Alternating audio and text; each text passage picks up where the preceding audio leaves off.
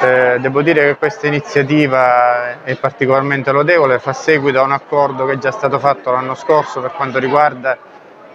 il contrasto alla devianza giovanile, non solo nella città di Catania ma anche nella provincia di Catania. Sicuramente uno dei bacini ovviamente della devianza può essere la dispersione scolastica. Dispersione scolastica sappiamo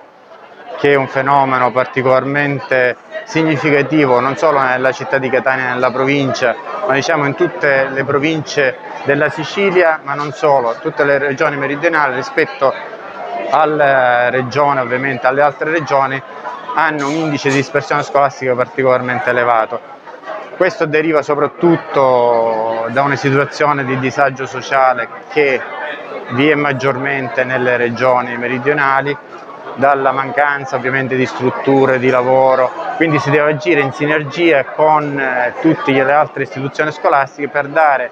queste opportunità ai nostri ragazzi, per far vivere la scuola, per far capire che la scuola è vicino a loro e che dà a loro